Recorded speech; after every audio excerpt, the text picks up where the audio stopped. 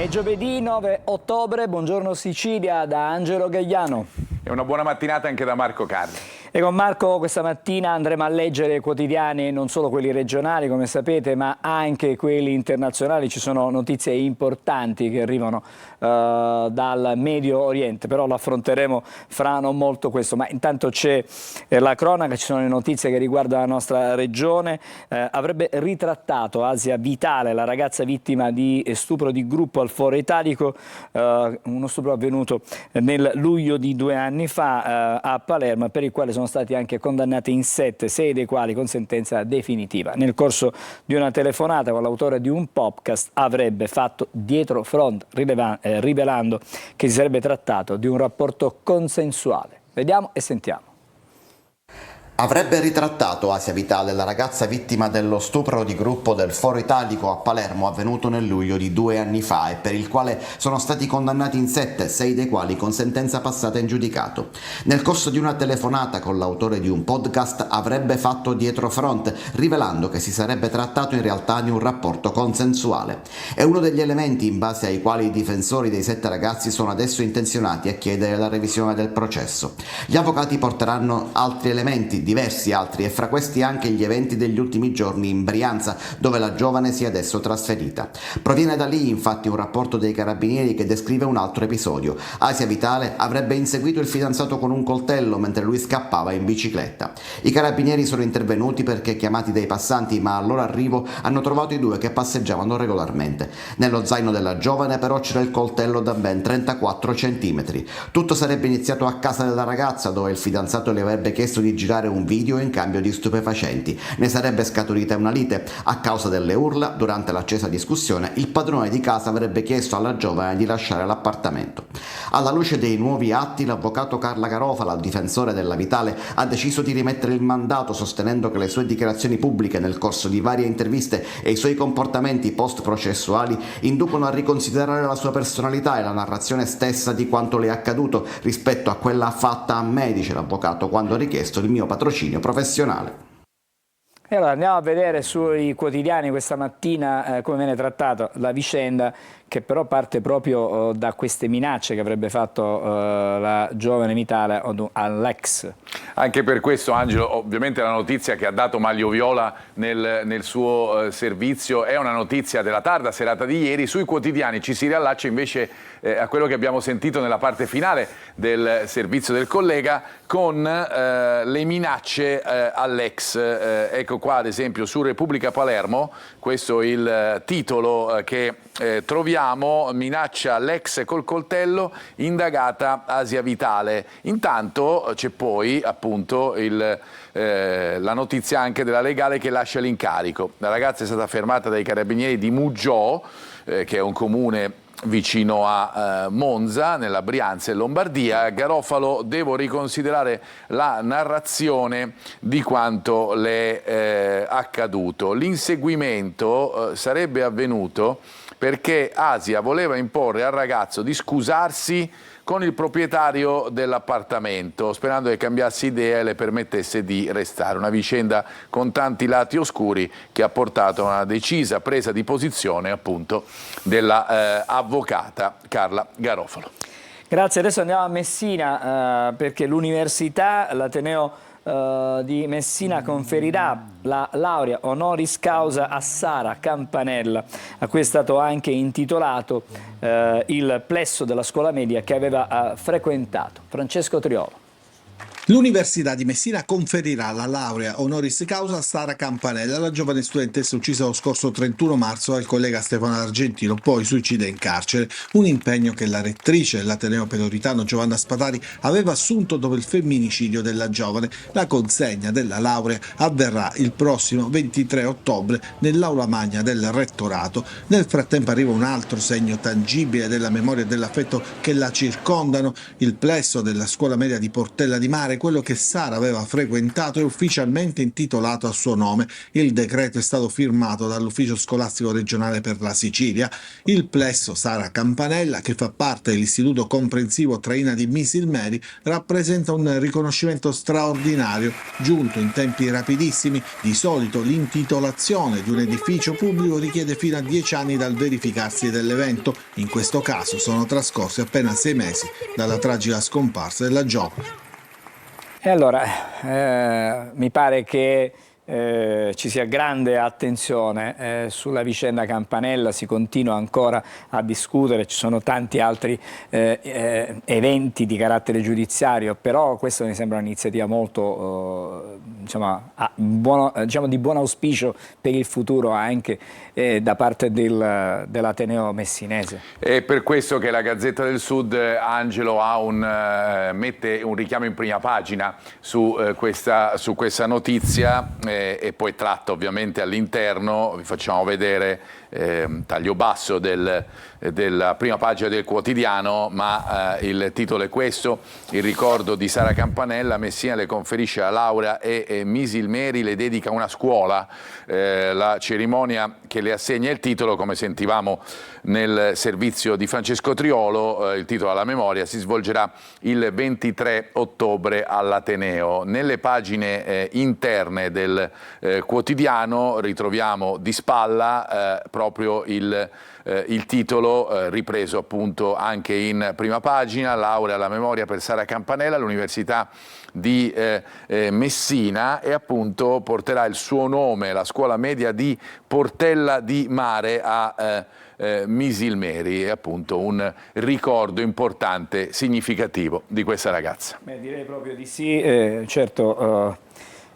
Si dovrebbe evitare che avvengano poi determinati fatti tragici, questo dipende comunque anche da tutti noi nella vita quotidiana, soprattutto cambiare il modo di pensare e di agire in alcuni momenti e in alcune circostanze. Ma adesso andiamo invece ad occuparci di un altro grave fatto di cronaca, perché stamattina ci sono tante novità.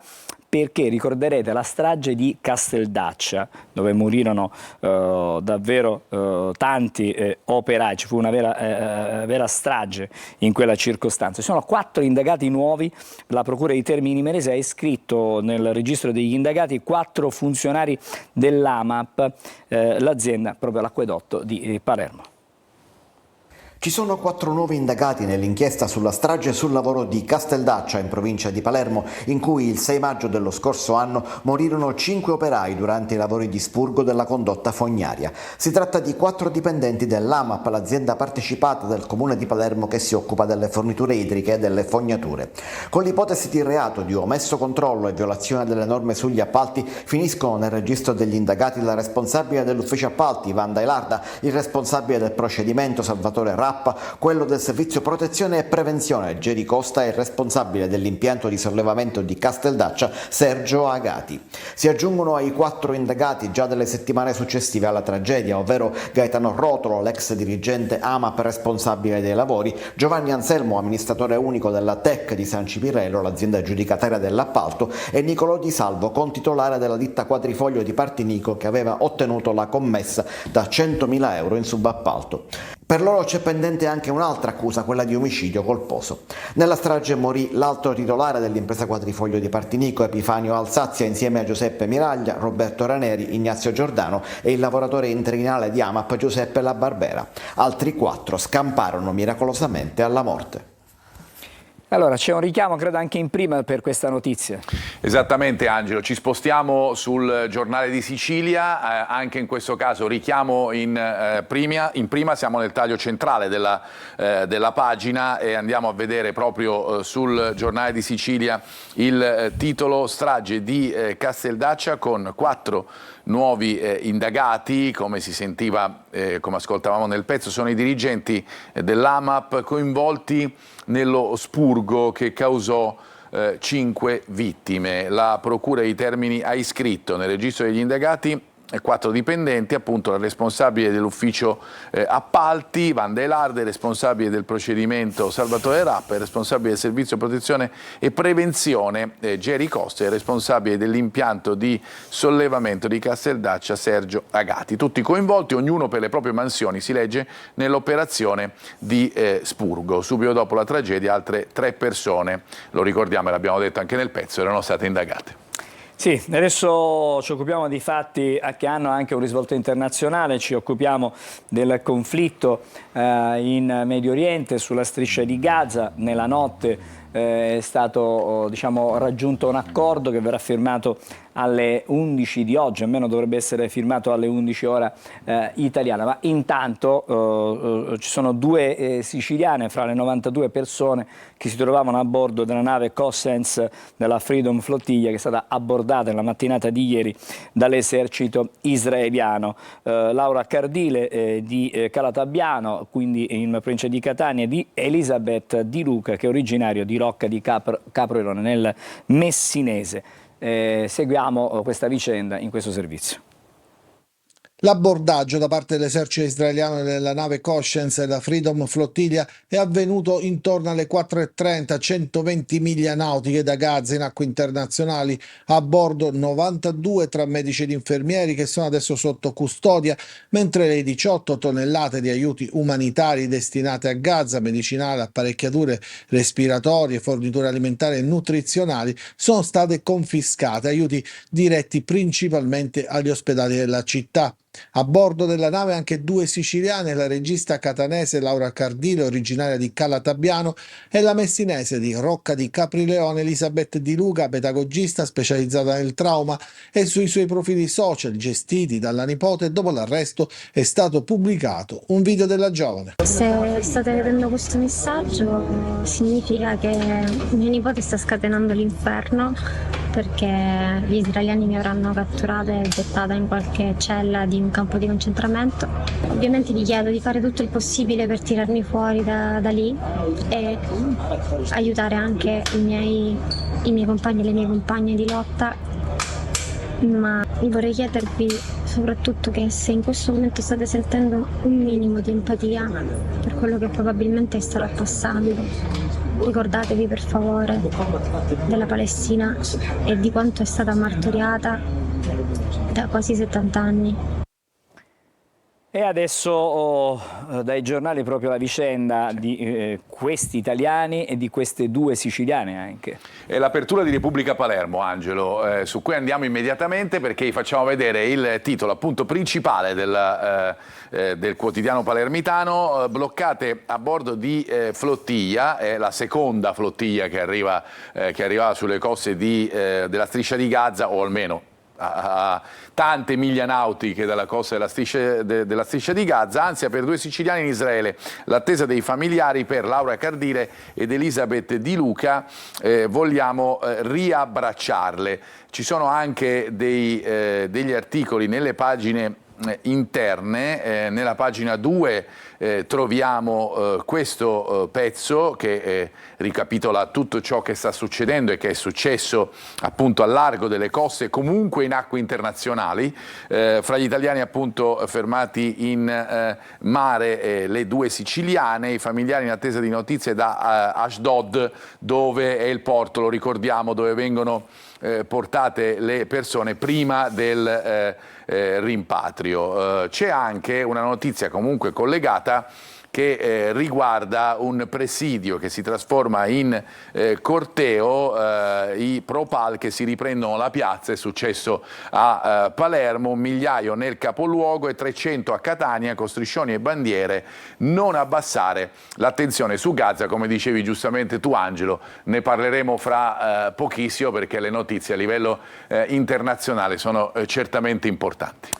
E adesso siamo a Catania, la vicenda Visodent. Il Tribunale ha sospeso le rate del prestito a uno dei pazienti di queste cliniche che sono improvvisamente sparite nel nulla. Vediamo il servizio e poi in mattinata nel corso della nostra trasmissione ci occuperemo proprio di questa vicenda.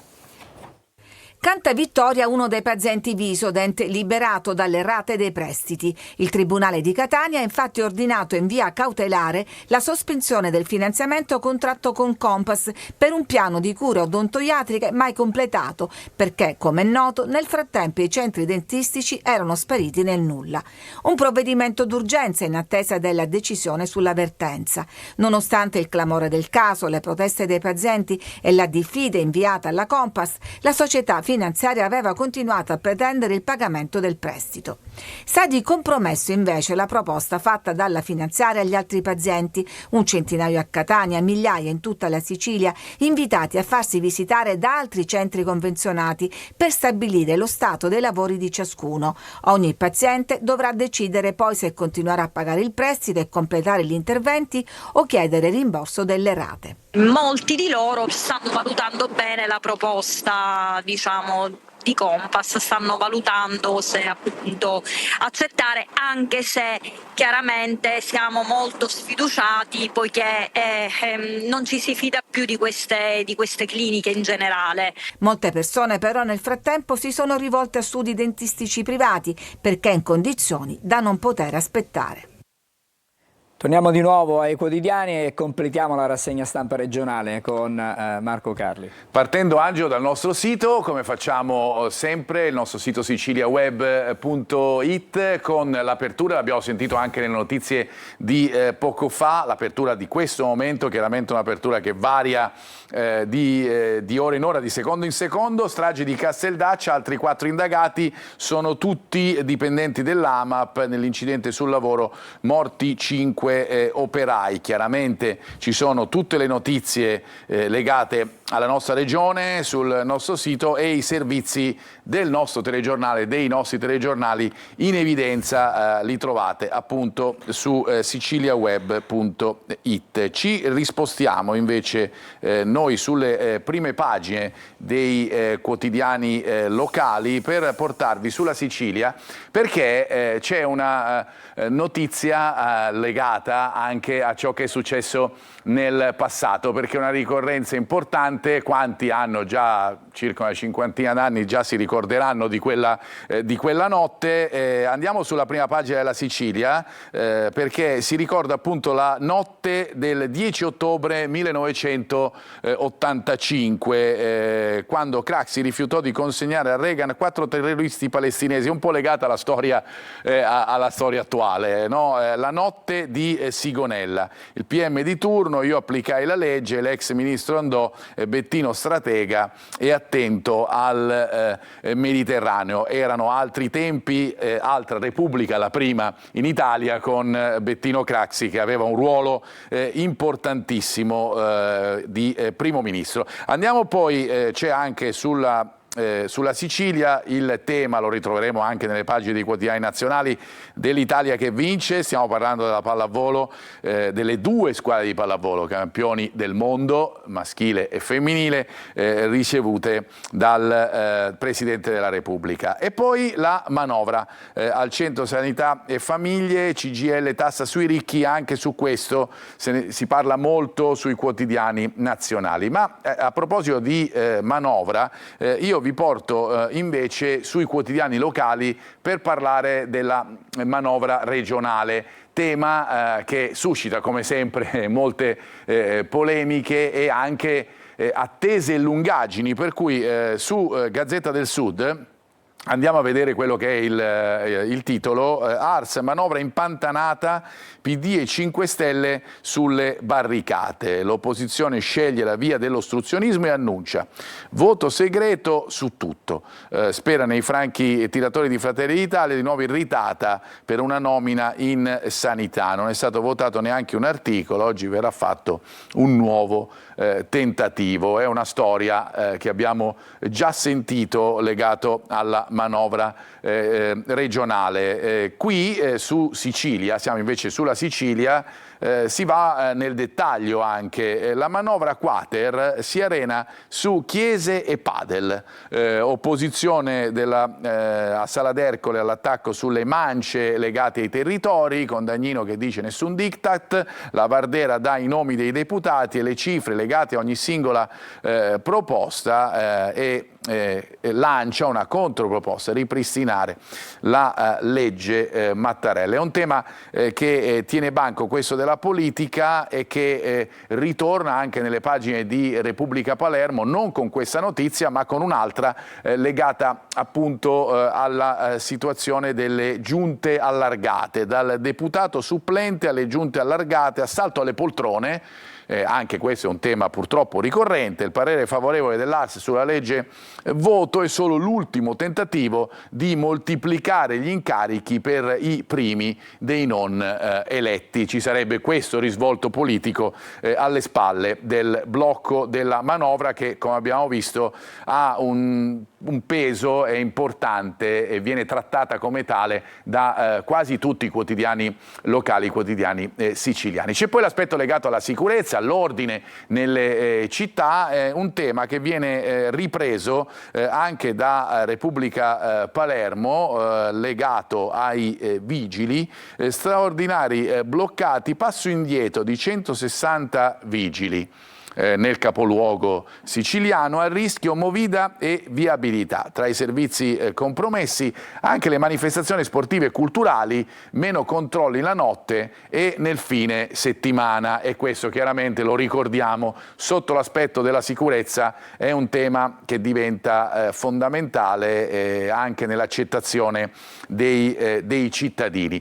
Vi riporto invece alla notizia con cui abbiamo aperto questa parte della nostra rassegna stampa, cioè quella legata a ciò che è successo 40 anni fa in terra siciliana, con il pezzo della Sicilia, proprio la pagina interna, quando Craxi disse no a Reagan. Pensate, c'era un periodo in cui l'Italia poteva anche permettersi tutto sommato di dare un no agli Stati Uniti, e un sottotenente di leva si oppose al generale dei Marines difendendo la base militare. Il sequestro dell'Achille Lauro, l'omicidio di un ebreo statunitense, il ruolo dell'OLP, il rifiuto di consegnare Abbas, inviato di Arafat. Sono storie antiche, nomi anche sotto certi aspetti antichi che magari i giovani non ricorderanno completamente, ma è una storia appunto che riguarda la nostra regione indirettamente e che riporta a ciò che appunto chi ha circa 50 anni si ricorderà di sicuro di quelle giornate.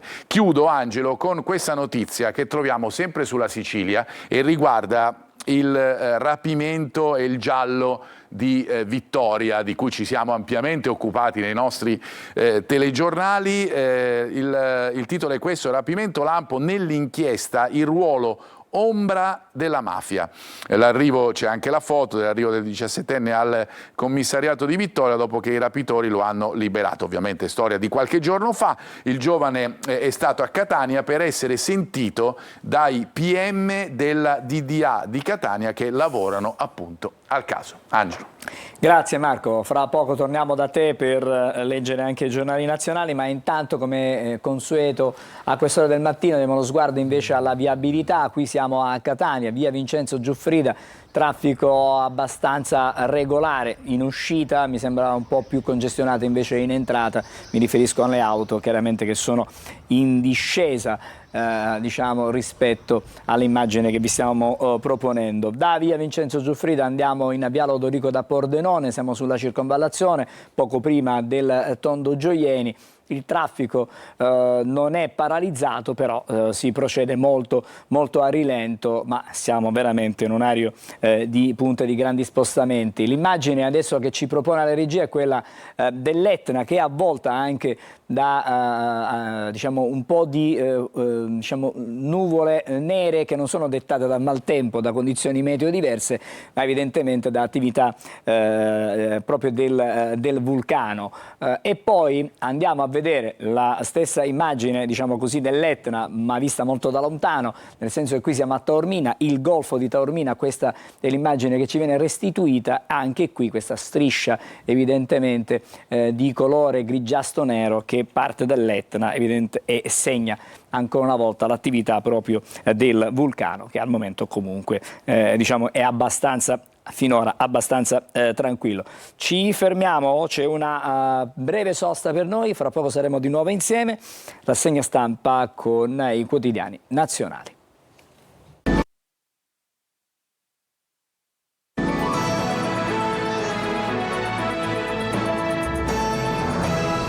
Eccoci, siamo di nuovo insieme, buongiorno Sicilia, adesso torniamo da Marco Carli, stavolta i quotidiani, quelli nazionali. Marco, partiamo credo dai siti web questa mattina oppure dalle prime pagine direttamente? Partiamo dai siti web, Angelo, perché la notizia più importante è arrivata nella notte, nella nostra nottata, insomma, attorno all'1 di notte, pressappoco, perché Trump ha annunciato che si è arrivati all'accordo fra Hamas e Israele legato agli ostaggi, ai prigionieri e ovviamente all'abbandono di Israele del territorio della striscia di Gaza. Un accordo che, come dicevi tu, sarà firmato nella giornata di oggi in tarda mattinata per quanto riguarda il nostro orario ovviamente, o comunque nel primo pomeriggio di oggi. Sui quotidiani nazionali vedremo ci sono anche riferimenti alla manovra in Italia e alla situazione in Francia, ma ovviamente quella del Medio Oriente è la notizia principale. Andiamo su l'agenzia ANSA per farvi vedere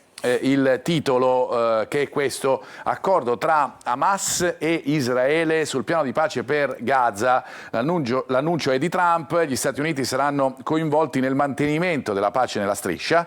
Netanyahu lo ringrazia e lo invita in Medio Oriente, ancora non sappiamo, ricordiamo che le trattative sono state fatte a Sharm el Sheikh, non sappiamo se Trump nei prossimi giorni sarà presente. Il Presidente degli Stati Uniti dovrebbe intervenire. Herzog merita il Nobel per la pace. Guardate questa foto con quest'uomo che dice: guardami negli occhi e riportami a casa, perché poi alla fine il tema è questo, perché la gente vuole vivere nel proprio paese. Andiamo a vedere anche alcuni titoli dei quotidiani non cartacei, dei siti a livello nazionale e internazionale. Qui siamo sul New York Times e quello che leggiamo è questo: Israele e Hamas concordano sul rilascio di ostaggi e prigionieri. La parola chiave è questa, agree, è quando si è d'accordo. Hanno trovato, diciamo, un accordo. Su una situazione. Si prevede che gli ostaggi saranno rilasciati già questo fine settimana, ha affermato un funzionario a conoscenza dell'accordo. Ma poi, come vedete nei titoli, c'è anche qualche riferimento a ciò che si sa, what we know about the remaining hostages in Gaza. Significa che cosa conosciamo, che cosa sappiamo dei rimanenti ostaggi che sono in questo momento a Gaza. Dello stesso tenore il titolo del Washington Post, con Israele e Hamas che si dicono d'accordo. Anche qui trovate questa parola, che è la parola chiave, appunto, agree, sulla prima fase dell'accordo per porre fine alla guerra a Gaza. Il presidente Donald Trump afferma che l'accordo include il rilascio degli ostaggi e il ritiro delle truppe israeliane. Questo è quello che leggiamo sul Washington Post. Ma vi portiamo anche su un quotidiano, su un sito israeliano, vale a dire scritto però in lingua inglese, anche per dare la possibilità a tutti di poter leggere le notizie che arrivano da Israele. Questo leggiamo sul Jerusalem Post, Trump che annuncia appunto che Israele e Hamas hanno raggiunto un accordo su Gaza, le notizie che vi abbiamo dato in precedenza, gli ostaggi che saranno rilasciati 72 ore dopo la firma dell'accordo, che, lo ripetiamo, dovrebbe essere nella mattinata, tarda mattinata di oggi. La foto che fa più che che colpisce di più è questa. Questi sono i giorni dall'inizio del conflitto, questi giorni che continuano a crescere in queste immagini. Lasciamo adesso i siti internazionali per tornare invece sui quotidiani nazionali, in caso specifico proprio sul Corriere della Sera. Alcuni quotidiani sono riusciti a ribattere le prime pagine in funzione proprio della notizia che vi abbiamo dato, ed ecco il Corriere della Sera. Gaza, c'è la prima intesa, Corriere della Sera, che nella prima apertura, quella di ieri sera, andava sulla crisi in Francia e che ha cambiato ovviamente l'apertura nella notte. C'è la prima intesa, rilascio degli ostaggi, ritiro di Israele da gran parte della striscia. Oggi la firma, l'annuncio di Trump orgoglioso, Netanyahu che parla così: con l'aiuto di Dio li riporteremo a casa. Sono frasi che restano certamente nell'immaginario collettivo, anche considerando la strage che c'è stata nella striscia di Gaza. C'è anche una pagina interna che il Corriere della Sera è riuscito a proporre sull'argomento: l'intesa su ostaggi in ritiro, l'annuncio di Trump, sono orgoglioso. Oggi la firma, l'IDF, cioè l'esercito israeliano, via dai principali centri della striscia, Netanyahu tutti a casa, appunto questo è il titolo, con l'aiuto del Signore. Vi dicevo che appunto alcuni quotidiani sono riusciti a ribattere le aperture, come su Repubblica. Siamo arrivati quasi al limite, Angelo, perché gli ultimi ostacoli, e sembra che questi ultimi ostacoli siano abbattuti, però ore decisive per la trattativa di pace, scambiate le liste dei prigionieri, ancora vivi 20 ostaggi. Questo leggiamo su Repubblica. Per trovare notizie differenti dobbiamo andare sul Manifesto. Sul Manifesto si ritorna invece alla notizia che abbiamo dato anche noi sui nostri telegiornali, quella della flottiglia, della seconda flottiglia che è stata fermata da Israele. Ed ecco qua il titolo del Manifesto: salpi chi può, è il titolo. Hanno rifatto, nella notte i militari israeliani hanno assaltato anche la Freedom Flottiglia diretta a Gaza, nuovo atto di pirateria in acque internazionali, bloccati gli aiuti, arrestati in 145, sappiamo che ci sono anche 2 siciliane, molti medici e infermieri, nessuna protesta ufficiale dai governi, ma rispondono le piazze e altre barche partiranno. A questo punto chiaramente non lo sappiamo più, perché bisogna capire che se ne sarà necessario tutto questo dopo che appunto le trattative saranno andate in porto. Ma c'è un collegamento con tutto quello che è successo in Francia invece,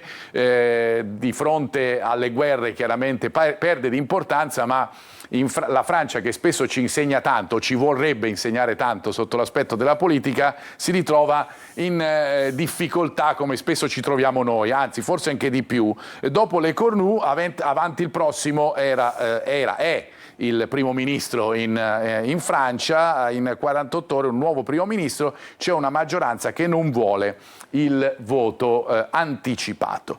Vi dicevo che questo è un tema, quello della Francia, sicuramente il Medio Oriente in primo piano, ma si torna anche su una notizia che in tempi di pace, è proprio il caso di dirlo, sarebbe, anche se qualche giornale la sceglie come apertura, cioè quella della manovra in Italia, perché si parla di un taglio delle tasse per gli italiani, per cui sarebbe una notizia positiva. Come viene interpretata dai vari quotidiani? Certamente i quotidiani di ispirazione più di destra vanno in apertura su questa notizia. Come Libero, arriva il taglio di tasse, ma la sinistra si ribella, dice Libero. Landini pronto alla lotta per fermare il piano del governo per alleggerire il carico fiscale sul ceto medio. Non serve, dice qualcuno, meglio una patrimoniale, questo dice Landini su Libero. E poi il Giornale che invece racconta un po' che cosa può succedere in questa manovra. Tasse, ecco cosa cambia, cartelle, fisco e INPS, si punta su crescita e natalità, un po' quello che hanno fatto con successo, devo dire, in Francia. Ecco, lì sicuramente ci hanno insegnato qualcosa, dove avere un figlio è un vantaggio per le famiglie. Intesa nel centrodestra, Veneto alla Lega, Lombardia verso Fratelli d'Italia. Attenzione, perché appunto si continua a votare nelle regioni per cui sono equilibri molto importanti questi a livello politico. Chiaramente di manovra si parla anche sui quotidiani prettamente economici, per cui andiamo sul Sole 24 Ore per vedere il titolo che è questo: rottamazione, cartelle fino a 9 anni, pensioni, stop parziale all'aumento d'età. Verso la manovra, confermato il taglio IRPEF, proroga selettiva del bonus casa del 50%. Vi faccio vedere anche la prima pagina di Milano Finanza, altro quotidiano che chiaramente si occupa di situazioni legate all'economia, in questo caso soprattutto alle borse. Cambiano le tasse in borsa. Dal 2026 sarà possibile compensare le imposte sui dividendi, questo ovviamente chi è esperto di economia starà capendo, altri magari di meno, con le minusvalenze. Il governo cerca le coperture e per le società quotate sarà più facile trasferirsi all'EGM, sorpresa nella legge delega sulla riforma fiscale. Questo leggiamo su Milano Finanza, e questi appunto i titoli principali che possiamo riassumere. Medio Oriente, poi il caos in Francia e appunto la manovra. Angelo, a te. Sì, c'è un aggiornamento fra le altre cose dalle agenzie, perché ci sarebbero delle manifestazioni in corso in questo momento a Trieste. In realtà nella notte dopo la notizia ci sono state le persone che sono scese in piazza, e c'è chi festeggiano invece nella striscia, perché i palestinesi, appresa chiaramente la notizia dell'accordo, si sono riversati per strada per festeggiare. Strade che bisogna capire se ce ne sono ancora, chiaramente nella dalle striscia immagini che abbiamo visto ben poche di Gaza. Però voglio dire, c'è stato questo momento, diciamo, di festa per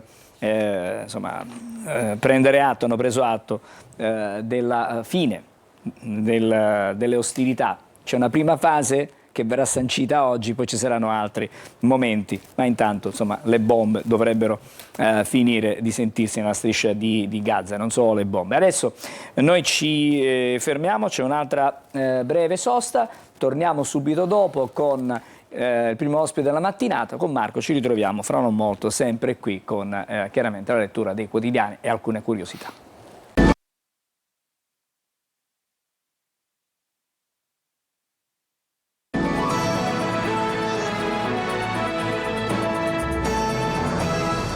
Bentornati a Buongiorno Sicilia, e adesso parliamo di fisica, parliamo del premio Nobel per la fisica che diciamo è stato conferito quest'anno a 3 scienziati americani che hanno fatto un'importante scoperta per quanto riguarda la fisica quantistica, ma è legata anche alla informatica quantistica questa, diciamo, scoperta. Con noi c'è un'esperta, noi non siamo molto, diciamo, preparati sul tema, però cercheremo di capire qualcosa in più. Con noi c'è la dottoressa Caterina Viola, buongiorno. Buongiorno a lei. Che è una ricercatrice del Dipartimento di Matematica ed Informatica dell'Università di Catania. Allora, si dice, da quando si è sparsa questa notizia, che questa scoperta fatta da questi 3 scienziati fisici statunitensi, John Clark, Michael Devoret e John Martins,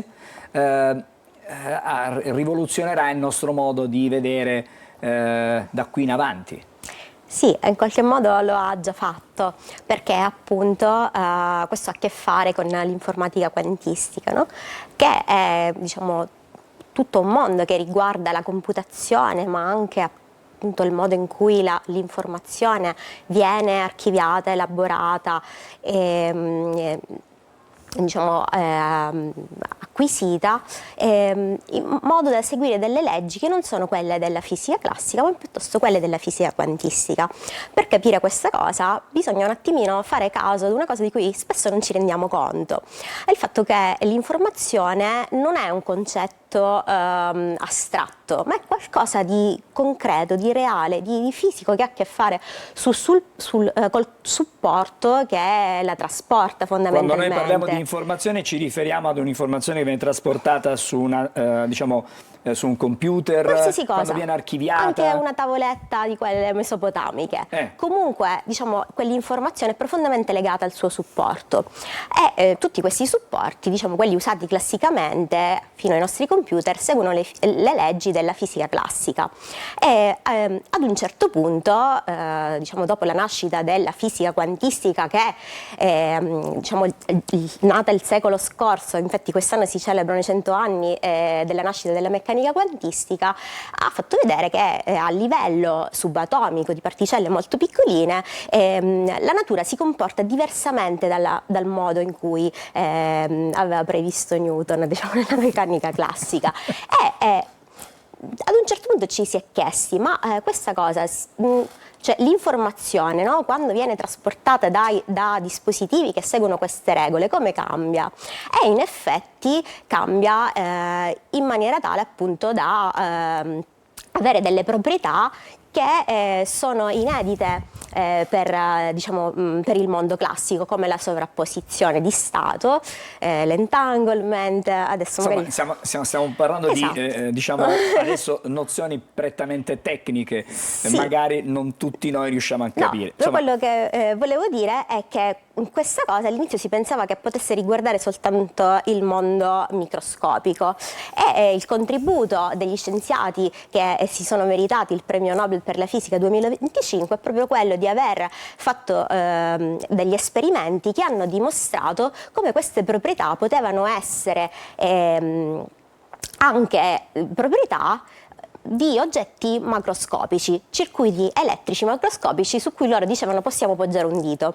E allora questo ha aperto la strada al fatto che questi oggetti li possiamo utilizzare come per costruire dei computer quantistici. Ah, i computer quantistici che adesso qui la grande paura per tutti noi, perché diceva che cosa succede? I nostri computer, quelli che abbiamo a casa, quelli che utilizziamo quotidianamente quando ci spostiamo, subiranno una trasformazione? No. Questa è la grande, diciamo, domanda che tutti noi ci poniamo nella vita di tutti i giorni. Allora, non credo. Ecco. E a quanto pare, diciamo, non è che avremo un computer quantistico o un processore quantistico nei nostri smartphone, però esistono già dei computer quantistici che si possono utilizzare attraverso dei servizi cloud. Ci sono diversi provider nel mondo che diciamo, li mettono a disposizione e i computer quantistici non sono una tecnologia più performante di quella classica, come spesso si pensa erroneamente. Semplicemente si pensa, e abbiamo delle evidenze teoriche soprattutto, che siano più adatti a dei particolari compiti. Quali sono questi compiti in cui vengono utilizzati, per cui vengono utilizzati? Sì, allora diciamo che ancora siamo in una fase in cui questa rivoluzione sta avvenendo, no? Quindi vengono già usati, però ci sono ancora diversi limiti. Questi problemi sono sicuramente quelli di ottimizzazione, perché si sfrutta il fatto che diciamo, un sistema in fisica tende allo stato di minima energia, quindi possono essere utilizzati per i problemi di ottimizzazione, ma anche per i problemi di simulazione della natura, perché siccome la natura è quantistica, a livello degli atomi che la compongono, utilizzare un computer quantistico per fare queste simulazioni riesce a fare risparmiare molte risorse computazionali rispetto ad un computer classico. Quindi diciamo questi computer, il futuro di questi computer è essere integrati in delle architetture informatiche che comunque hanno i classici supercomputer e poi hanno un centro, diciamo un computer quantistico al centro, dico così perché appunto si chiamano quantum centrici, che si occupa di determinati compiti. Sì, diciamo che verranno utilizzati anche nella crittografia questi nuovi, diciamo, computer quantistici, serviranno in qualche modo? Sì, allora diciamo che a livello, quando si è cominciato a lavorare nel mondo dell'informatica quantistica, All'inizio non si sapeva se effettivamente questi computer ci potessero dare quello che si chiama un vantaggio computazionale, no? Vantaggio computazionale significa che riescono a farci fare delle cose con meno risorse. E questo è profondamente legato alla sicurezza informatica, perché la sicurezza informatica, come spesso io dico ai miei alunni, non è qualcosa di legato all'impossibilità di aprire un lucchetto, ma alle risorse di tempo che ci vogliono per provare tutte le combinazioni possibili. Diciamo, il primo lavoro che appunto ha fatto vedere le potenzialità degli algoritmi quantistici è stato quello di Peter Shor, che faceva vedere come un computer quantistico riesce a rompere quella che si chiama la crittografia RSA, che è quella su cui si basavano adesso fino a marzo 2025 è iniziata una transizione, appunto perché i computer quantistici ci sono nuove frontiere, no? Esatto, era la crittografia che protegge tutte, diciamo, le nostre comunicazioni, email, transazioni bancarie, eccetera. Questo tipo di crittografia è sicura contro diciamo, avversari, ovvero computer classici, perché il tempo per rompere questa crittografia è troppo, come tutte le combinazioni, come provare tutte le combinazioni dei lucchetti, e invece un computer quantistico riesce a farlo, almeno, diciamo, dal punto di vista teorico. Poi in realtà ci vogliono così tanti qubit che al momento non abbiamo negli attuali dispositivi. Qubit è una parola difficile da digerire, perché noi siamo abituati a pensare, che ne so, al codice binario 0-1. Ma è la stessa cosa, semplicemente qubit è la contrazione della locuzione quantum bit. Appunto i bit si trovano in uno stato 0 o 1, può essere per esempio un interruttore acceso o spento, e noi con questo riusciamo a simulare tutto, perché appunto riusciamo a tradurre tutto in digitale. Un qubit cos'ha di particolare rispetto ad un bit? Che si può trovare in quello che si chiama uno stato di sovrapposizione. È come se si trovasse in entrambi gli stati 0 e 1, con una certa probabilità in ognuno dei due stati, e finché noi non lo osserviamo rimane in questo stato di sovrapposizione. Nel momento in cui noi poi lo osserviamo, si dice che collassa in uno di questi due stati classici. Però qual è diciamo la cosa bella di tutto questo, no? Che se noi abbiamo tanti qubit, possiamo, o anche solo uno, possiamo metterci in una situazione in cui, finché non misuriamo, ci troviamo in parallelamente a diciamo, esplorare tutti i possibili stati, e quindi questo ci permette, oltre alle altre caratteristiche poi dell'informazione quantistica, a fare delle computazioni più performanti. Quindi diciamo che abbiamo una nuova frontiera nel decriptare alcuni, cioè voglio dire, non solo questo, ma anche velocità nel calcolo.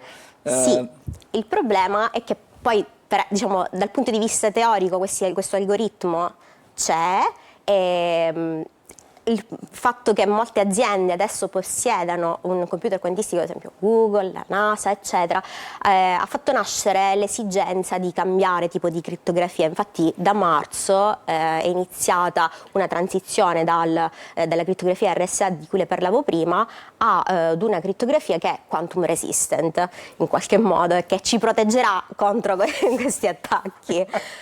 Allora, guardi, adesso io le faccio un'ultima domanda, perché mi ha incuriosito moltissimo. Cioè, il cuore di questa nuova diciamo, teoria che i tre fisici, John Clark, Michael Devoret e John Martinis, e l'effetto tunnel. Cioè... Allora, l'effetto tunnel ha a che fare fondamentalmente con il principio di sovrapposizione di cui le parlavo prima, no? Allora, come perché, posso insomma, spiegarlo il termine facilmente? tunnel in qualche modo ci infiliamo in una situazione complicata, no? Precisamente, perché nel mondo classico, se lei prende una barriera e lancia una particella, una pallina contro questa barriera, dovrebbe tornare indietro. Torna indietro. E invece nel mondo quantistico c'è una piccola probabilità che diciamo, la particella passi dall'altro lato della barriera. Ecco, questo è un po', diciamo, spiegato molto semplicemente. Semplice. L'effetto tunnel diciamo, ha a che fare col fatto che nel caso di un qubit o di più qubit possiamo passare da uno stato a un altro che sembrava irraggiungibile in qualche modo con una scorciatoia. Insomma, siamo proiettati nel futuro da questo punto di vista. Sì, allora sembra una cosa un po' fantascientifica, però poi come tante scoperte che all'inizio sembravano molto fantasiose, su cui poi in realtà si poggia la nostra tecnologia quotidiana. E diciamo che è una tecnologia che ancora è in fase di sviluppo, perché gli attuali computer sono ancora un po' non proprio perfetti. Però diciamo, ci sono tanti scienziati che ci credono e ci lavorano, e poi diciamo, in genere nella scienza queste diciamo, idee folli alla fine poi chi ci crede fino alla fine ottiene Esatto. risultati. Allora, grazie alla dottoressa Grazie a lei. Caterina Viola, ricercatrice del Dipartimento di Matematica ed Informatica dell'Università di Catania. Speriamo di aver dato qualche notizia in più sulle nuove frontiere e della rivoluzione della quantistica, che per adesso proprio direttamente non ci riguarda. In un futuro probabilmente, sicuramente così sarà. Grazie, una buona giornata, Buona buon giornata a lavoro. lei. Ci fermiamo, c'è la pubblicità, restate con noi, altri ospiti a Buongiorno Sicilia.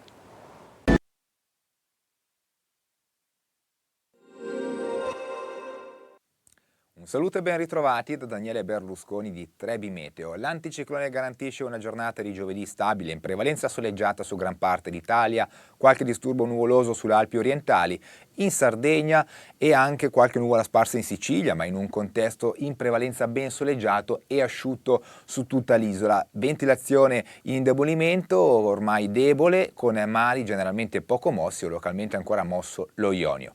Temperature in aumento, valori massimi molto gradevoli, compresi tra 23 e 27 gradi su gran parte dell'isola. Anche venerdì avremo una giornata in prevalenza stabile e asciutta, anche se con qualche annuvolamento in più che interesserà soprattutto i settori occidentali dell'isola. Non porterà comunque grandi conseguenze, avremo ancora venti deboli, mari generalmente poco mossi e temperature stazionarie e un lieve ulteriore aumento nei valori massimi. Per il momento è tutto, maggiori dettagli sull'app di Trebi Meteo.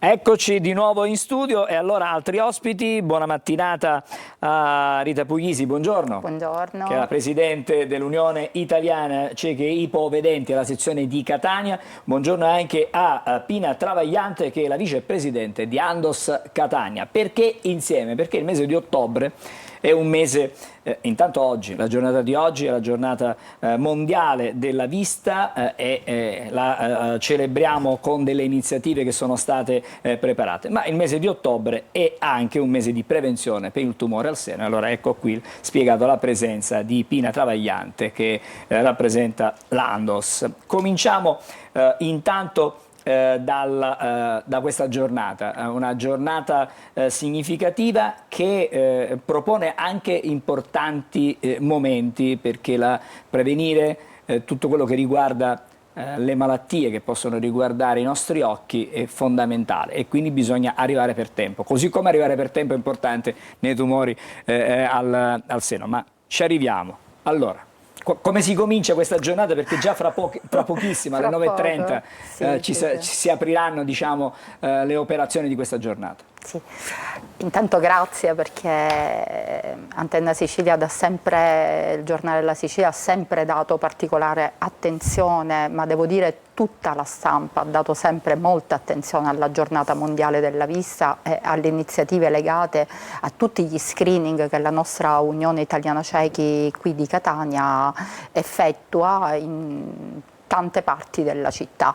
La giornata mondiale della vista, ci tengo a dire, è promossa e finanziata dagli APB, l'Agenzia Internazionale della Prevenzione, e poi è declinata in tutti tutte le città d'Italia dove abbiamo le nostre sezioni dell'Unione Italiana Ciechi, ognuno un po' a suo modo.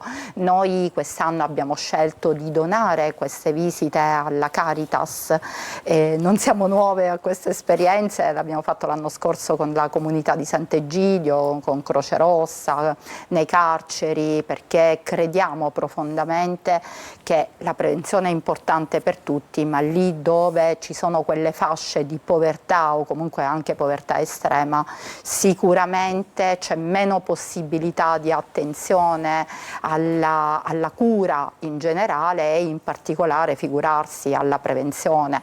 Quindi diventa un modo oggi per stare accanto e vicini a tutte le persone svantaggiate, diciamo anche noi siamo persone svantaggiate e in questo collaboriamo insieme perché ognuno ha la propria, come dire, problematica, e credo che se ognuno di noi fa un pezzettino di quello che può, stiamo tutti un po' meglio. Inoltre approfitto non solo per ringraziare i nostri oculisti e ortottisti che sono adesso già lì in Caritas a preparare l'ambulatorio. Siamo in piazza Giovanni XXIII, per intenderci, sì, vicino alla stazione. Sì, a Catania, siamo proprio lì, magari, siamo proprio lì. Adesso poi io vado via da qua e vado lì, e devo dire che Salmo Iraghi e Viganò, nella persona di Riccardo Curia, ci ha dato una grande mano, perché oggi noi qui all'Unione Italiana Ciechi, dove abbiamo gli ambulatori, siamo attivissimi, e quindi ci ha donato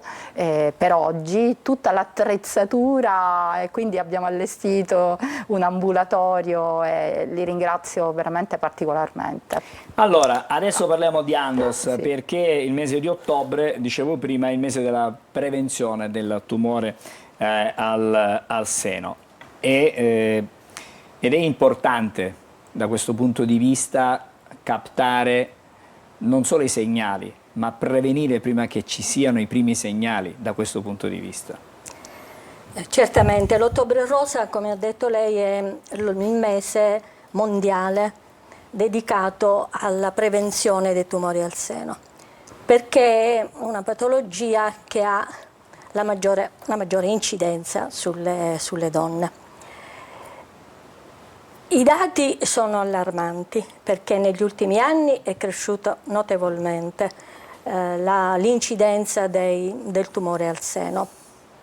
Ogni anno si ammalano 55.000 donne di tumore al seno, con una incidenza superiore al nord, dove 168 donne su 100.000 ogni anno si ammalano di tumore al seno, inferiore al sud, 123.000. Ancora inferiore in Sicilia. In Sicilia ogni anno si ammalano 3.500 donne, ma arrivano alla diagnosi in grande ritardo rispetto alle regioni del nord, perché purtroppo c'è una scarsa adesione anche agli screening gratuiti che riguardano le donne dai 50 ai 70 anni. Contro una media nazionale del 49%, in Sicilia abbiamo una media di adesione del 28%, quindi che diciamo, è una media praticamente bassissima. quasi la metà. Quasi la metà. Certamente sono fattori culturali, fattori economici che incidono notevolmente nello strappare spesso la cartolina. Peraltro sappiamo che il tumore al seno, l'età in cui ci si ammala di tumore al seno è davvero scesa di tanto.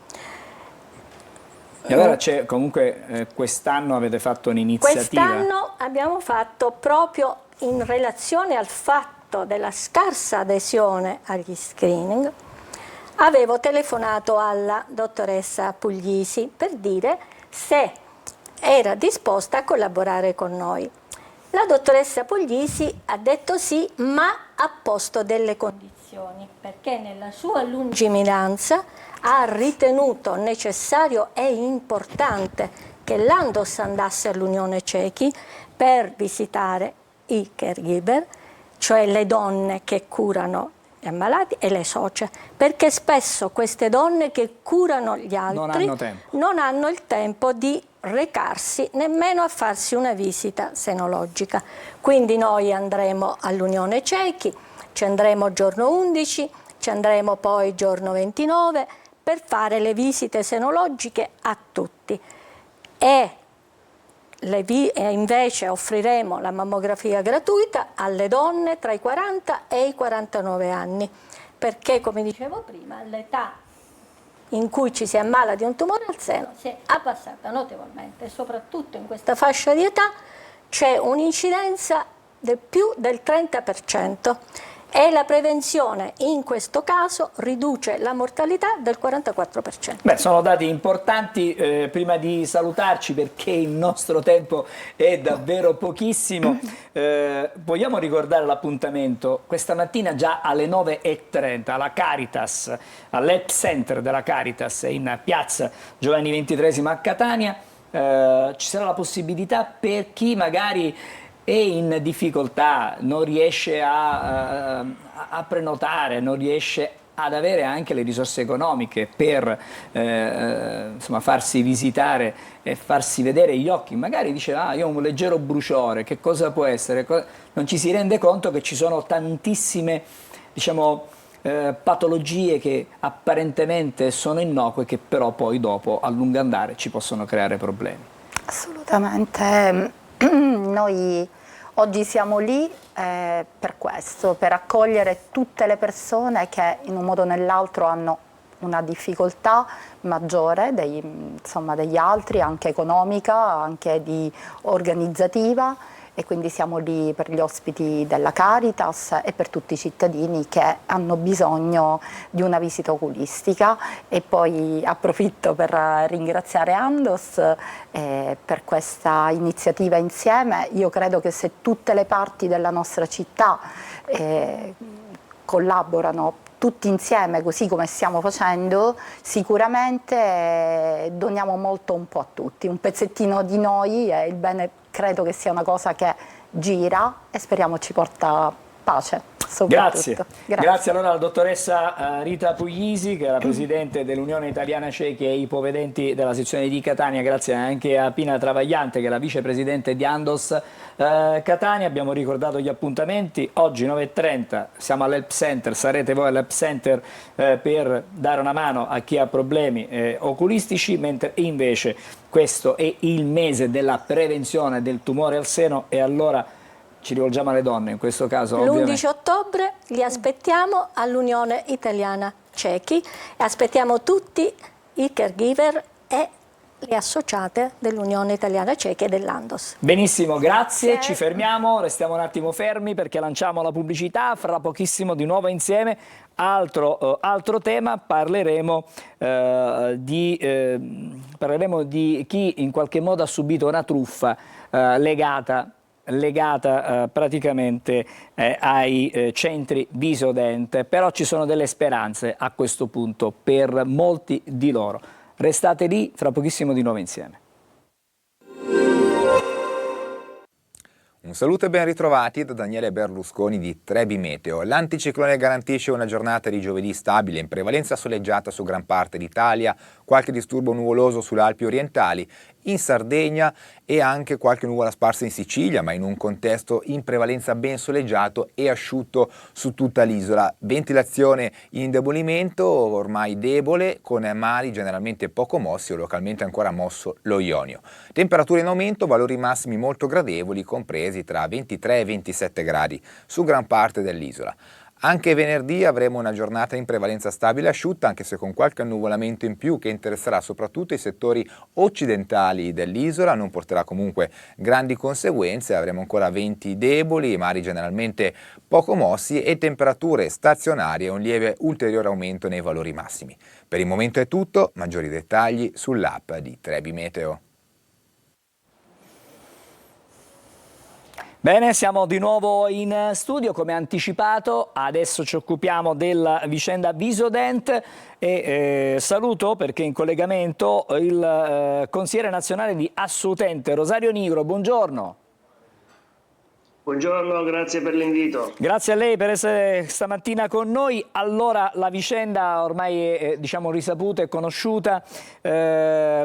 Diciamo a maggio di quest'anno improvvisamente i centri Visodent sono spariti, non si è avuto più assolutamente notizia. Però il problema era legato a chi si era affidato a questi centri per effettuare diciamo, delle cure dentali a volte anche molto molto costose. Molti hanno avuto la necessità proprio perché sono troppo costose queste cure, di ricorrere a dei prestiti.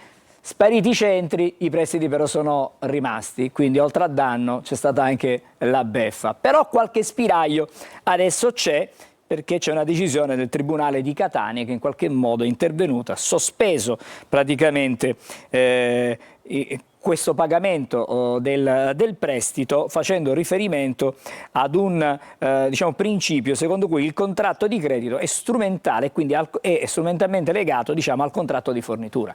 Questa è la sintesi di questa vicenda e adesso veniamo a lei. Che cosa si può fare anche per gli altri, ovviamente anche per le altre persone che sono rimaste, passatemi il termine, fregate in questa circostanza?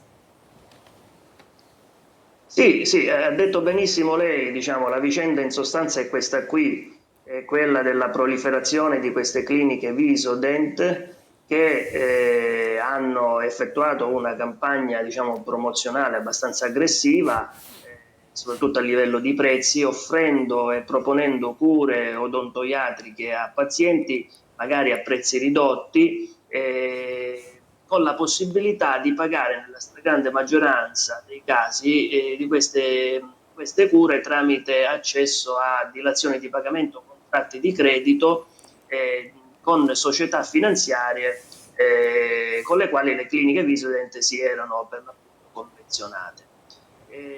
Le cure odontoiatriche all'inizio magari sono state effettuate in modo corretto, poi da qualche tempo, da qualche anno, se vogliamo...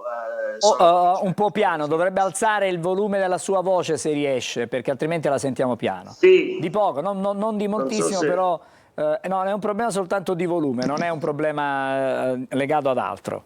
Così? Sì, così adesso va va meglio? benissimo, adesso va benissimo, sì. Benissimo, forse era troppo lontano. Come stavo quindi accennando, a causa dell'inadempimento da parte di queste cure, di queste cliniche Visodent che hanno praticamente chiuso dall'oggi al domani, centinaia di pazienti sono rimasti senza cure. Ciò nonostante la società finanziaria ha continuato a pretendere il pagamento delle rate anche se le cure non venivano espletate e nonostante le richieste di sospensione delle rate la società finanziaria ha continuato comunque a pretendere il pagamento. Sicché si è instaurato un ricorso cautelare cosiddetto d'urgenza e il giudice del Tribunale di Catania ha disposto l'immediata sospensione delle rate e l'obbligo da parte della società finanziaria di non segnalare i pazienti nei sistemi di informazione creditizia sostanzialmente che raccolgono l'andamento del pagamento delle rate dei contratti di credito. Avvocato, mi permetta, questa decisione del Tribunale di Catania in qualche modo è una sorta di apripista, si riferisce ad un solo paziente, ma può essere diciamo, allargata anche agli altri che sono rimasti in questa, diciamo, sono stati truffati davvero? Sì, certamente si tratta di un caso singolo, ma i casi sono analoghi. Perché come dicevamo prima, nella stragrande maggioranza dei casi la sequenza è stata sempre la stessa, cioè dire il pagamento di queste cure odontoiatriche tramite accesso a dilazioni di pagamento, contratti di pagamento, di credito. Quindi automaticamente venendo meno la prestazione sanitaria, questo si riverbera anche sul collegato contratto di credito. È proprio questo il Tribunale di Catania ha sancito, cioè dire il collegamento funzionale tra il contratto delle prestazioni relativo alle prestazioni sanitarie e il contratto di credito, secondo quanto sancito dal testo unico bancario nella parte che è riferita alla tutela del credito dei consumatori. Allora, cosa possono fare? Sappiamo che tutte le associazioni di consumatori in qualche modo hanno attivato sportelli di assistenza, hanno attivato chiaramente diciamo, questo sistema per accogliere le denunce e ormai da diversi mesi la vicenda va avanti. Diciamo, questa decisione del Tribunale di Catania è una sorta di punto di partenza per poi in qualche modo fare sì che tutte le persone coinvolte possano respirare. In questo momento qual è la posizione di tutti gli altri? Perché questo signore, questo paziente in qualche modo è riuscito a ottenere lo stop al rimborso, ma la posizione degli altri va chiaramente analizzata e va diciamo, discussa. Certo, allora ricordiamo che questo è un'ottima notizia, questa decisione del Tribunale. Ci sono pendenti attualmente altri ricorsi dello stesso tenore e aspettiamo quindi con fiducia l'esito positivo anche per questi altri casi.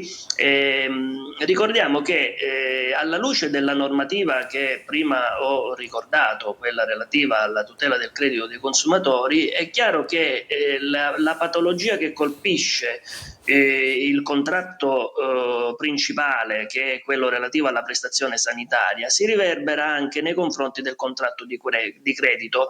Questo legittimerebbe, diciamo, i pazienti a chiedere anche la risoluzione contrattuale di questi contratti di credito e chiederne anche la restituzione delle rate. Quindi in primis il discorso della sospensione, ma poi c'è anche tutto il discorso relativo alla restituzione delle rate, alla circostanza della restituzione delle rate, che è un altro, diciamo, filone che si dovrà intraprendere e già si sta intraprendendo. Sì, grazie avvocato. Allora ricordiamo anche che la Procura di Catania su questa vicenda ha aperto un fascicolo, un fascicolo per eventuali responsabilità penali e per tutelare chiaramente la documentazione sanitaria dei pazienti. Questo chiaramente però è tutta un'altra storia che chiaramente prosegue in maniera parallela rispetto a quanto ci ha raccontato lei. Grazie comunque stamattina per essere stato con noi, buon lavoro e ci auguriamo che come questo paziente tanti altri possano ottenere lo stop al rimborso diciamo, di quello che avevano pattuito e che comunque possono riavere indietro anche le somme che hanno già versato pur non avendo ottenuto, diciamo, le cure necessarie. Grazie all'avvocato Rosario Nigro, che è consigliere nazionale di Assoutenti. Una buona giornata. Adesso invece apriamo un'altra finestra.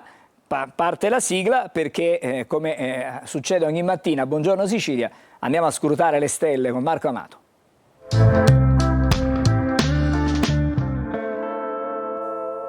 E ritrovo con piacere Marco, buongiorno. Ben ritrovato Angelo, ciao, buongiorno. Grazie anche a te. Una camicia particolarissima questa mattina per questo 9 di ottobre, in cui accendiamo i riflettori su una ex Spice Girls che però ha ottenuto poi, diciamo, fortuna anche in un altro mondo. Attenzione, è diventata una famosissima imprenditore e anche stilista. Parliamo di? Esatto. Posh Spice, ovvero Victoria Beckham. Ebbene, delle Spice era quella che mi colpiva di più di proprio perché aveva molto stile, molta classe, tant'è vero che si guadagnò il soprannome di Posh Spice, la raffinata, quella un po' più glam di tutte le altre. Victoria Beckham è un ariete, ma quello che è il caso più eclatante nel suo tema natale è la congiunzione Venere-Giove al Mediocielo, ovvero l'amore porta gloria, fortuna, espansione e non è in un caso caso che proprio David Beckham, il famoso calciatore del Manchester, bellissimo uomo anche lui, è stato anche un connubio che l'ha aiutata molto da un punto di vista di immagine e visivo, ma i segreti del suo oroscopo sono molteplici. C'è un ascendente Cancro che la rendono pure una buona madre, un Marte congiunta a Saturno che la rendono molto tenace. E proprio in questo periodo esce su Netflix una docuserie che racconta un po' la storia della sua vita, ed è assolutamente interessante vedere come delle stelle si è presa sicuramente il meglio che poteva, proprio perché nel suo oroscopo gli indici di questo sono sempre spettacolari. Luna in Acquario originale, e beh, sembra proprio che da brava Ariete, che è il segno degli inizi, abbia potuto riniziare come stilista, come attrice, come modella, come un po' tutto quello che un Ariete può appetire, proprio perché come incarnazione della primavera gli Ariete sanno rinascere a ogni anno in una forma e in una maniera nuova. E ora andiamo alle stelle di oggi, perché come il cielo ci suggerisce, scrutandolo un po', la luna è in Toro, una luna che si oppone a Marte, una luna anch'essa molto combattiva e tenace, che magnifica i segni di terra, per cui Toro, Vergine e Capricorno. L'Ariete ne beneficia perché la tensione dell'opposizione con Marte la rende tensioattiva, ovvero forte. Il Toro, per voi la Luna è uno dei vostri pianeti, quindi oggi siete molto più forti, più rassicurati, e soprattutto questa è una giornata che parla di vittoria. Gemelli, per voi la luna è una luna un pochino più emotiva, oggi più sensibile, fidatevi molto del vostro intuito. Cancro, una luna così forte rafforza anche voi, peraltro è una luna amica, è una luna di sestile, che fa comunque anche il paio con Giove, un Giove che l'aiuta a essere ambiziosa. Leone, a proposito di ambizioni, per voi la luna è di quadratura, quindi oggi siete stanchi, volete riposare, ma anche riposando penserete a delle strategie. Vergine, Luna e Venere per voi collaborano e quindi si ritrovano a essere complici di un nuovo amore. Bilancia, un po' più sicuri di voi, finalmente soluzioni. Scorpione, Luna d'opposizione per voi, quindi lasciate perdere le direzioni improduttive. Sagittario, per voi c'è un pochino di assenza degli effetti lunari, non ne siete molto sensibili, ma questo vi aiuta a chiarire le idee. Capricorno, per voi la luna oggi è magica, proprio perché vi ammorbidisce, vi rende morbidi e sentimentali. Acquario, luna di quadratura, oggi siete svogliati, non avete proprio voglia di fare nulla. Ricordate che però ci sono delle scadenze in corso a cui dovete ottemperare. Pesci, luna ottima e complice, comunicativa, e che vi porta una lieta novella, quindi in bocca al lupo. Grazie a tutti per avermi ascoltato e auguro a tutti buongiorno Sicilia. Grazie Marco, a domani. Adesso andiamo dall'altra parte dello studio dove c'è un altro Marco, Marco Carli, di nuovo da te, aggiornamenti. Aggiornamenti sì, legati alla notizia del giorno, anzi della tarda serata di ieri, praticamente della notte, esattamente, della notte di ieri, con le trattative per la pace in Medio Oriente, o almeno per il cessate il fuoco. Vi riporto sull'ANSA nazionale, sul sito dell'ANSA nazionale, per dare qualche numero legato a ciò che dice Hamas, la pace ovviamente fra Hamas e Israele. 1950 prigionieri liberi per 20 ostaggi vivi. Questa è la richiesta di Hamas, con l'accordo raggiunto e l'annuncio di Trump, come abbiamo detto, nella notte di oggi, e questa foto che vi abbiamo già fatto vedere nella prima parte della nostra rassegna stampa, con quest'uomo e questa scritta: guardami negli occhi, riportami a casa. Voglio concludere la parte legata alla rassegna stampa proprio con questa frase. Angelo. Grazie a Marco Carli. Noi ci fermiamo qui con Buongiorno Sicilia, torniamo domani come sempre alle 8 del mattino. Auguro a tutti voi una buona giornata.